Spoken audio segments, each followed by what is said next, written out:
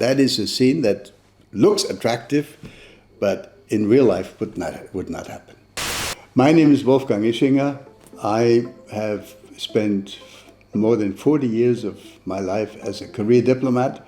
I served as Germany's ambassador to the United States of America in the time following 9/11, and subsequently for another 3 years or so at, as they say, the Court of St. James. They don't say in the United Kingdom, it's the Court of St. James, where you are accredited as an ambassador. I've been asked to watch this segment of The Diplomat.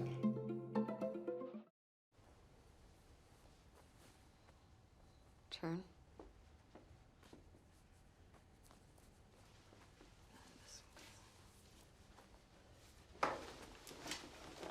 With nothing.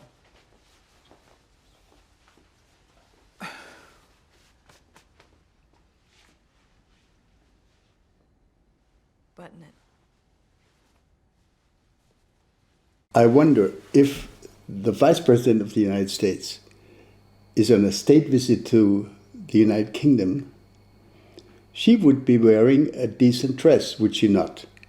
The question is, of course, would an ambassador actually give his or her clothes to a visiting head of state, etc.? Well, I remember one really funny thing that happened to me more than 20 years ago, when I was on a visit accompanying our chancellor to a visit to a foreign country. I will not now mention which one that was because I don't want to embarrass anyone. And the idea was that it had been agreed beforehand that one would go to a Jewish cemetery to honor the war dead. And then it turns out our chancellor had been warned about 20 times that he should bring a hat, because you want to wear a hat when you're on a Jewish cemetery, and he had forgotten his hat. So he looked at me, and I asked the local ambassador in whose house we were sitting, I said, "Where are your hats?" And he said, "Well, look out in the wardrobe." And he was a gentleman with a relatively small head, and our chancellor, of course, was a man with a huge head. So I found a hat which looked okay to me because it was actually a black hat, which was for a cemetery visit the right thing, but it would never fit on the chancellor's head. So what I did is I went to the kitchen, got a knife and scissors, and cut right through the hat so that we could open it on the back a little bit and fit it on the chancellor's head. The result was he was wearing a proper hat for the cemetery visit, and the ambassador would never talk to me again because he later on claimed the hat had cost him like 500 euros, and it was now, of course, totally destroyed because I had cut it right through. I have a gift for her. That's extremely thoughtful. She needs it now. Sir, we are about to begin. I know she would love to see it. 1455. A Gutenberg Bible. This strikes me as totally unrealistic. The Prime Minister would, of course, ask his staff to make sure that he could give a gift if he wants to bring a gift. Usually, if you want to bring a gift and give it to a senior American official, you will never, ever get a chance to hand it over directly because they may think that it's poison or it's going to explode. In other words, you're going to give it to somebody who will give it to the Secret Service, who will give it to the CIA, who will then somehow bring it back to the person who is supposed to be receiving it. And the confrontation like this is not in the interest of the British Prime Minister, nor in the interest of the ambassador. So that is a scene that looks attractive, but in real life would not happen. What else? Performance reviews. I can handle most of them, but the top level. Send me the list. Do you want a meeting with the country team or town hall? To say what? Goodbye. Ambassadors, of course, have the responsibility to give grades, to do performance reviews. maybe not for all their staff, of course, but at least for those who report directly to him or to her number two, the head of her economic department, etc. Sure, that's part of the job. That's part of the job anywhere. You don't need to be an ambassador to do a performance. You can be the CEO of a company, same thing. Sometimes he starts talking and he can't stop himself. He has no idea he's doing it. But if you pinch him really hard, right above the elbow, he will stop. Okay. You can come up with your own sign, but you have to really spell it out. We have different preferences in diplomacy. For an American diplomat, in the American culture, and I would include the British culture, being able to be a good public speaker and being brief and being funny is hugely important. And they learn it at school. They learn it in Oxford. They learn it in the diplomatic school. In our service, that is much less an issue. And Germans usually appreciate long speeches. Sometimes Germans criticize their foreign guests. Well, do come back and when you are ready and give us a real speech if the guest only speaks for 5 or 7 or 10 minutes. So there are different cultures around. Of course, I would see no problem if the person that is going to speak, if he says to his wife, who probably sits in the audience, please tap your nose when you think I should stop. Or he might say that to his assistant.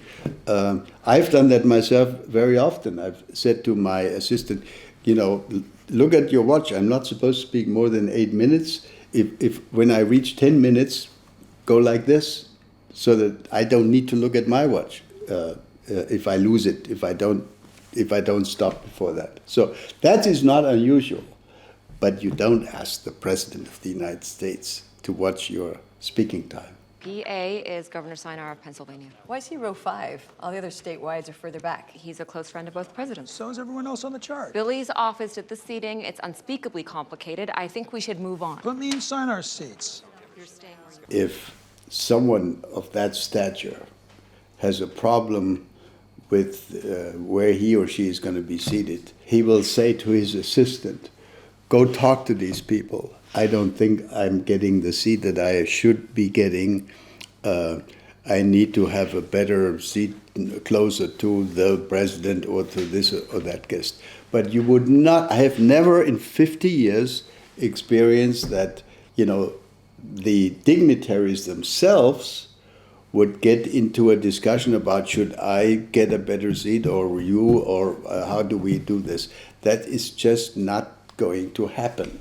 You do that via your assistants. They are supposed to handle it. Well, seating arrangements actually are seating arrangements, and they go according to, status, and presidents go before prime ministers, and prime ministers go before governors, and ladies go before men, I suppose, maybe not in all countries. And the governor who has served 10 years goes before the governor who has served 8 years. That's established protocol. And there should never be any discussion about somebody who is a closer friend or a not so close friend, should he get a different kind of seat. No, there are strict rules and they need to be accepted. This is why we have these rules. They were developed in Europe in the 17th, 18th, 19th century, and they have made sure that people don't get into a fight over who should sit where. It's clear where they sit because they have served for so and so long in that and that job, and this is why they sit in row 5 and not in row 2. Well, at the Munich Security Conference, of course, we are not a government, but we try to observe these fundamental rules. We seat heads of state, if we can, in the front row, but we're not quite as strict in the way we handle this than others, because our guests wander in and out. Some heads of state stay for 10 minutes, others stay for 3 hours, and then other people want to take a seat. So we don't need to be quite as strict.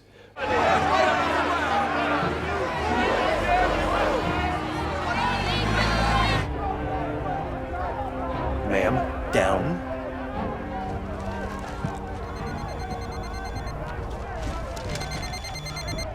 This is the ambassador. Yeah, that can happen. I think she's doing the right thing in trying not to be seen by the demonstrators. It's unfortunate if she's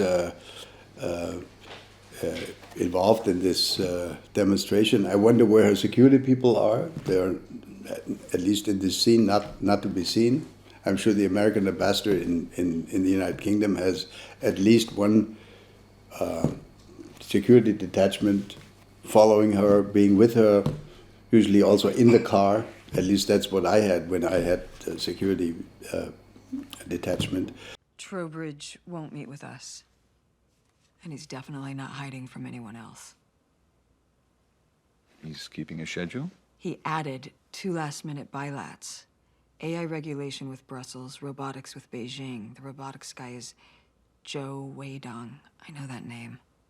Me too, I think. Why do we know a Chinese robotics guy? He's something else. I've met him. PLA Navy. Right. Munich Security Conference. I'm not sure what the what's being implied here.